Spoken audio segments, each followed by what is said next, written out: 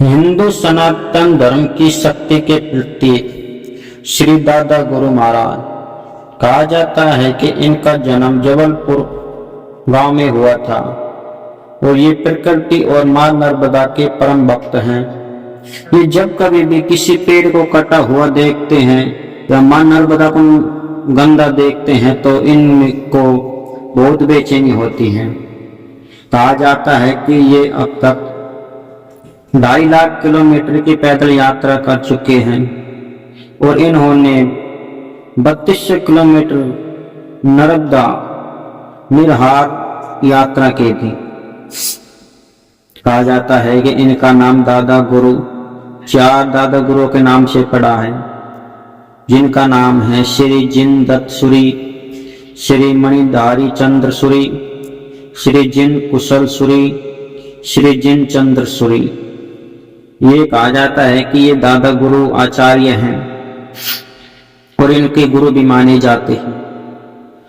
दादा गुरु एक साइंस का विषय बने हुए हैं। इन्होंने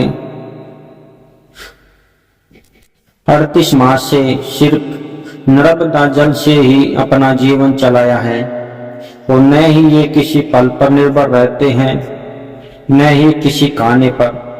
ये केवल नर्मदा जल पीकर ही अपनी यात्रा करते हैं और आज भी इनके शरीर में तेज ऊर्जा वही भरी हुई है जो हम खा पी के ये संतुष्ट भोजन करके जो प्राप्त करते हैं। ये सिर्फ मां नर्मदा के जल से ही वे ऊर्जा प्राप्त करते हैं।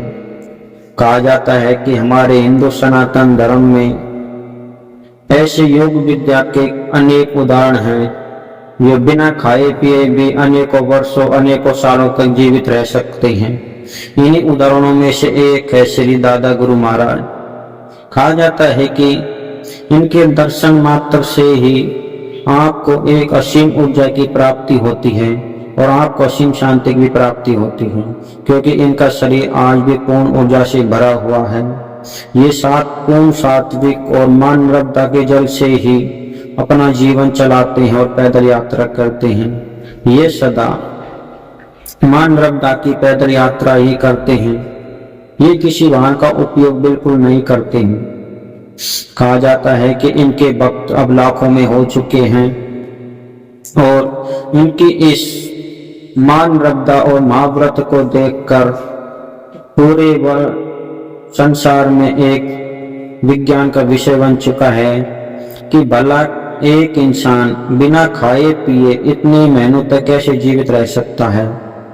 तो इसी उदाहरण को दादा गुरु ने कहा जाता है कि हमारे योग शास्त्र में ऐसे अनेकों उदाहरण हैं जिनका उदाहरण मैं भी एक हूँ, क्योंकि मैंने अपनी योग शक्ति से अपनी भूख पे विजय प्राप्त कर ली है। मैं सिर्फ मां नर्मदा के जल से ही पूर्ण आहार प्राप्त करता हूँ और ऊर्जा प्राप्त करता हूँ। ये हमारे दादा गुरु जी का छोटा सा जीवन चरित्र। वैसे तो इनकी कहानी अनेकों हैं, चमत्कार भी इन्हें अनोखे किए हैं, परंतु आज हम आपको सिर्फ दादा गुरु के सिर्फ छोटे जीवन चरित्र के बारे में ही बताएंगे। यदि आप दादा गुरु से सहमत हैं तो कमेंट में श्री दादा गुरु महाराज की जय अवश्य लिखें।